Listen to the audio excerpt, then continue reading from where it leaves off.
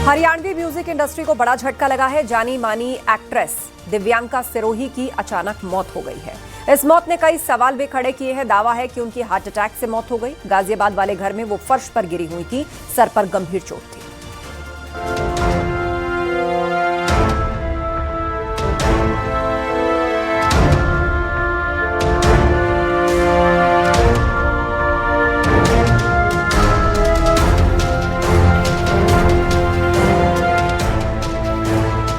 Heart attack से मौत का दावा।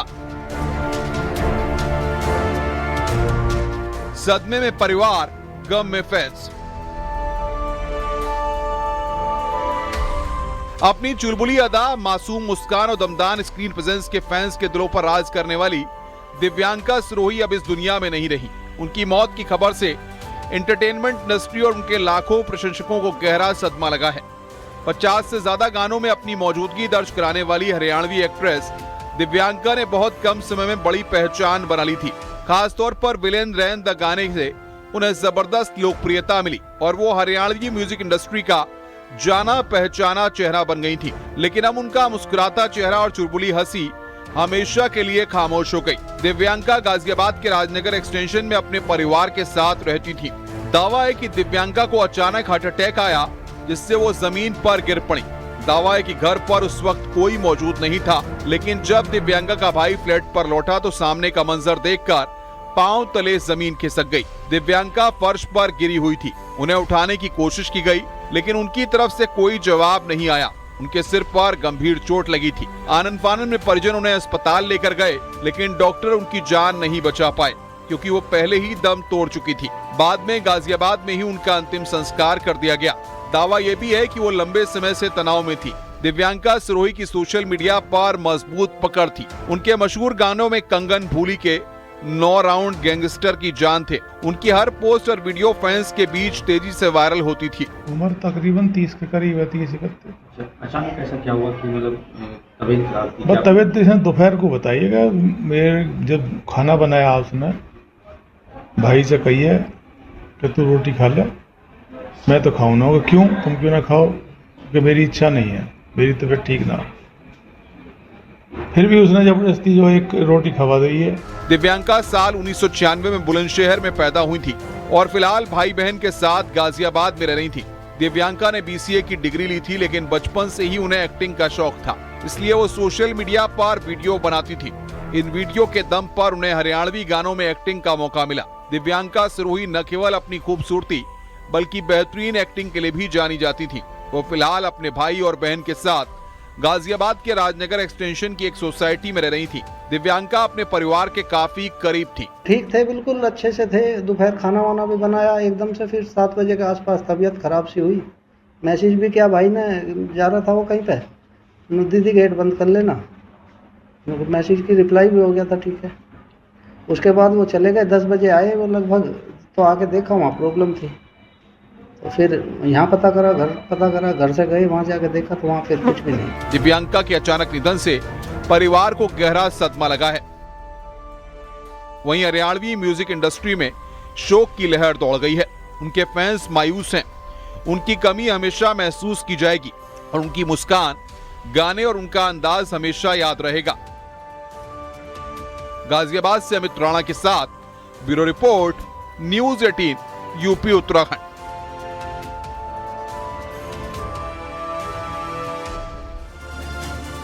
प्रयागराज से एक सनसनीखेज मामला सामने आया, जहां प्यार की जिद ने हाई वोल्टेज ड्रामे का रूप ले लिया। फूलपुर थाना क्षेत्र में एक लड़की मोबाइल टावर पर चढ़ गई और फिर जो हुआ उसने पूरे इलाके को सकते में डाल दिया।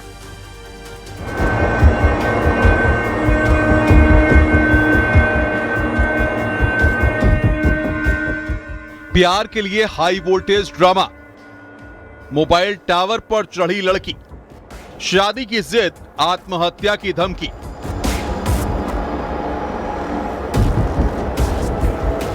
मोबाइल टावर पर लड़की और नीचे बड़ी संख्या में जमा लोग। कुछ लोग लड़की को समझा रहे हैं, टावर से नीचे उतरने की अपील कर रहे हैं, लेकिन वो किसी की नहीं सुन रही, क्योंकि ये प्यार का मामला है। प्यार पाने की खातिर ही ये हाई वोल्टेज ड्रामा हो रहा है। कई लोग तो अपने फोन पर वीडियो बना रहे हैं। वहीं सड़क पर जाम जैसे हालात हो गए गंगानगर जोन के फूलपुर थाना क्षेत्र की यह घटना है, जहां इनारा बाजार में उस वक्त अफरा तफरी मच गई जब ये लड़की अचानक मोबाइल टावर पर चढ़ गई।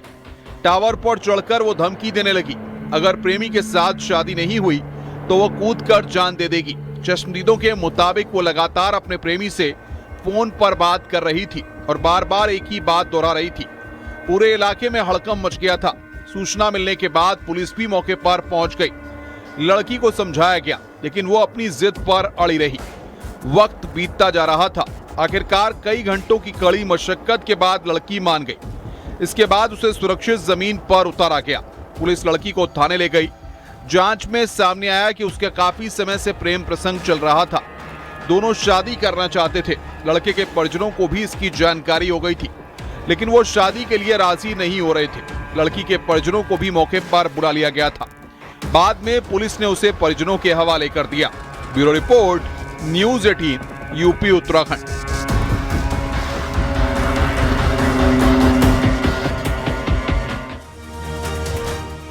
हरदोई से एक चौंकाने वाली खबर सामने आई। करीब 32 महीने पहले लापता हुआ असलम। उसका परिवार भी उम्मीद खो चुका था कि वो कभी वापस भी आएगा, लेकिन वो अचानक घर लौट आया और इसके पीछे वजह बना पुलिस का हाईटेक यक्ष ऐप।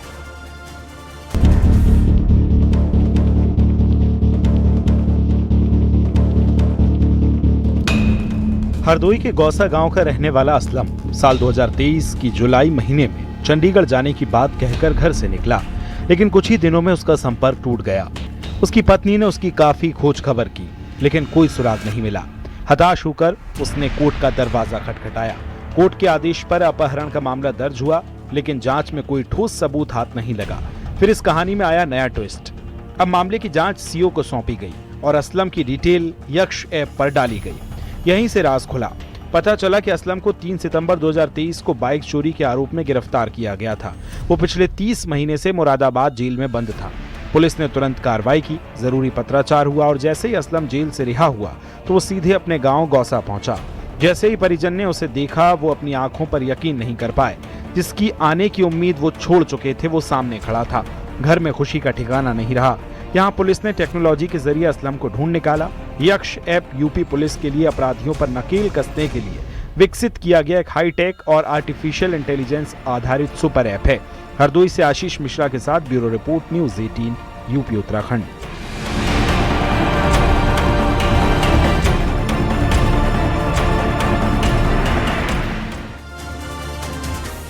रामनगरी अयोध्या में दूर दराज से आने वाले श्रद्धालुओं के लिए अब इंतजार और आरामदायक हो गया है। राम मंदिर ट्रस्ट ने श्रद्धालुओं की सुविधा के लिए अत्याधुनिक वेटिंग हॉल तैयार किए हैं। आपको एक रिपोर्ट दिखाते हैं। अयोध्या में राम मंदिर ट्रस्ट की ओर से बनाए गए ये हाईटेक वेटिंग हॉल हर लिहाज से खास हैं।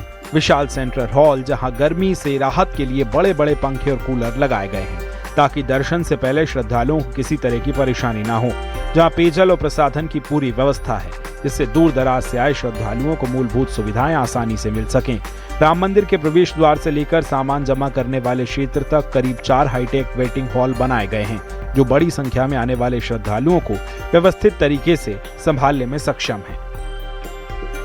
भीषण गर्मी में उनको गर्मी से निजात मिले, इसको लेकर हाईटेक यात्री सुविधा केंद्र बनाया गया है, जो पूरा सेंट्रल एसी हॉल है। इसके साथ ही कुर्सियां लगी हैं, विशालकाय पंखे लगे हैं। सभी जो है राम भक्तों की सुख सुविधाओं पर ध्यान दे रहे हैं, क्योंकि आने वाले जो भक्त हैं वो एक अच्छा संदेश लेकर जाएं, इसका प्रयास ट्रस्ट की ओर से किया जा रहा है। इसी तरह जो है एक हॉल बनाया गया है जो पीएफसी में है।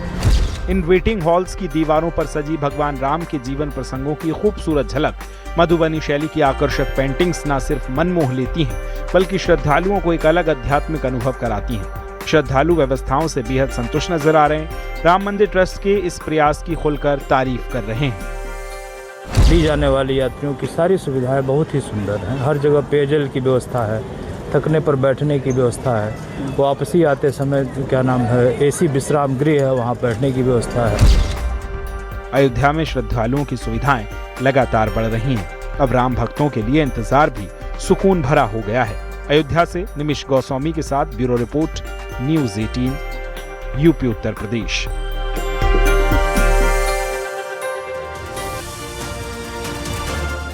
गर्मी लगातार बढ़ती जा रही है। ज्यादातर जिलों में पारा 40 डिग्री के पार पहुंच गया है। इंसानों के साथ वन्य जीवों के लिए भी ये मौसम चुनौती बनता जा रहा है। कानपुर चिड़ियाघर प्रशासन पूरी तरह से अलर्ट पर है। क्या तैयारियां उसने की हैं, इस रिपोर्ट में देखिए।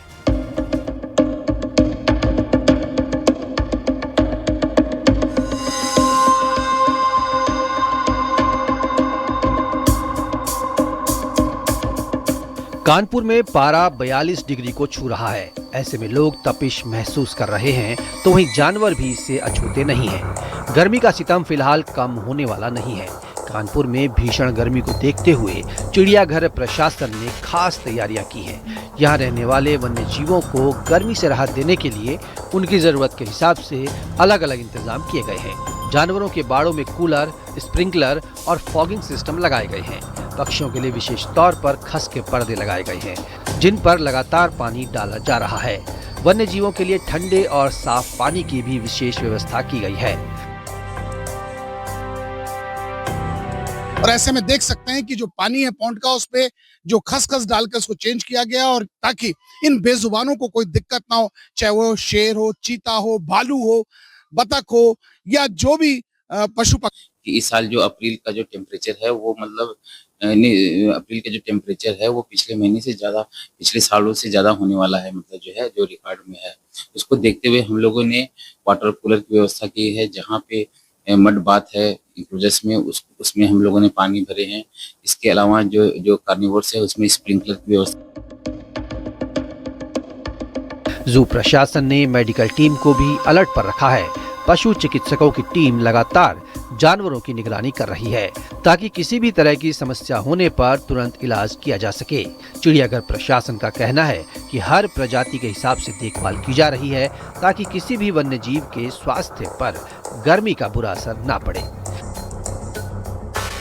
इसके अलावा जो हमारे जो उद्यान है, जितने हमारे लॉन है, उसमें भी हम लोग स्प्रिंकलर से पानी का फव्वारे से जो है वो छिड़काव।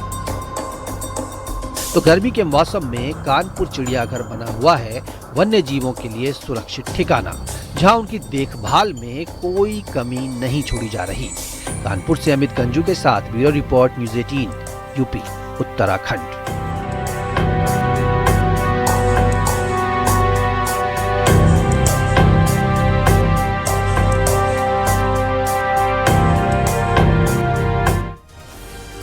चारधाम यात्रा की शुरुआत हो चुकी है। बीते दिन केदारनाथ धाम के कपाट खोले थे, अब बद्रीनाथ के कपाट भी श्रद्धालुओं के लिए खोल दिए गए हैं। प्रक्रिया सुबह 4:30 बजे से शुरू हो गई थी। कपाट खुलने के दौरान सीएम पुष्कर सिंह धामी भी बद्रीनाथ में मौजूद थे। ये रिपोर्ट देखिए।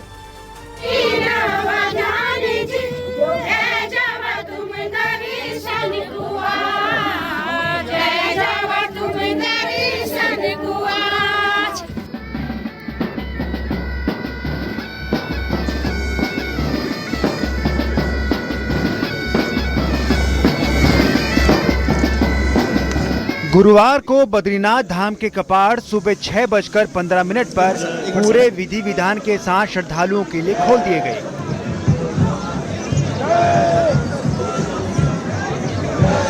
भगवान बद्री विशाल के कपाट खोलने की प्रक्रिया सुबह 4:30 बजे से ही शुरू हो गई थी। सबसे पहले माता लक्ष्मी को परंपरा अनुसार उनके मंदिर में विराजमान किया गया। फिर दक्षिणी द्वार से कुबेर और उद्धव जी की मूर्ति मंदिर में प्रवेश कराई गई। उद्धव और कुबेर जी गर्भगृह में विराजमान हो गए और माता लक्ष्मी अपने मंदिर में विराजमान हुई। उसके बाद मेष लग्न पर भगवान बद्रीनाथ के कपाट श्रद्धालुओं के लिए खोल दिए गए। यहाँ पर अनेक प्रकार की अक्षुण्ण परंपराएं हैं, जिन परंपराओं का निर्वहन करते हुए यहाँ पर वेद मंत्रों के द्वारा और अनेक प्रकार के स्तोत्रों के द्वारा सुबह ठीक 6:15 बजे मेष लग्न के नवमांश में भगवान के पावन कपाट समस्त श्रद्धालुओं के लिए खोले गए। कपाट खुलने के दौरान सीएम पुष्कर सिंह धामी भी बद्रीनाथ में ही मौजूद थे। मुख्यमंत्री ने बद्री विशाल का दर्शन पूजन किया और देश और प्रदेश वासियों की सुख शांति की कामना भगवान बद्री विशाल से की। सीएम धामी ने कहा कि सरकार का पूरा फोकस सुरक्षित सुगम चारधाम यात्रा पर है। अद्भुत है, बाबा का दरबार है, भगवान बद्री विशाल का दरबार है, सब अद्भुत है और बड़ी संख्या में भक्तगण आ रहे हैं, बड़ा उत्साह है लोगों में। केदार मंदिर समिति ने भी यहाँ बहुत अच्छा इंतजाम सब किया है। भगवान बद्री विशाल की ये नगरी भव्य बद्री और दिव्य बद्री के रूप में परिवर्तित हो रही है। बाबा केदार के कपाट खुले, लगभग 45,000 आदमी तीर्थ यात्री वहाँ पर था, जो अनएक्सपेक्टेड था। शायद पहली बार इतनी संख्या में वहाँ पर तीर्थ यात्री पहुंचे और लगातार यहाँ भी आज हजारों की संख्या में सुबह बद्रीनाथ जी के कपाट पर भी यहाँ पर बहुत सारे हजारों तीर्थ यात्री यहाँ पर उपस्थित थे। भगवान बद्री विशाल के दर्शन के लिए दूर दूर से भक्त पहुंचे हैं। वहीं यात्रा की व्यवस्था को लेकर यात्री खुश हैं। इसके साथ ही कांग्रेस विधायक ने भी यात्रा की तैयारियों को लेकर सरकार की तारीफ की है।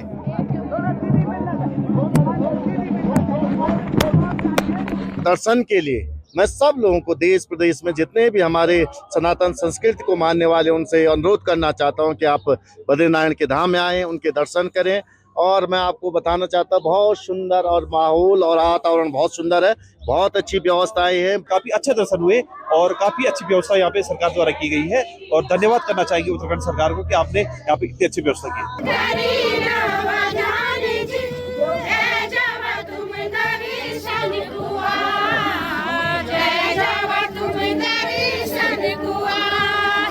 कपाट खुलने के वक्त धाम में स्थानीय लोगों ने पारंपरिक गीत गाए और भगवान का वंदन किया। हर कोई बद्रीनाथ के दिव्य दर्शन करके मंत्रमुग्ध हो गया।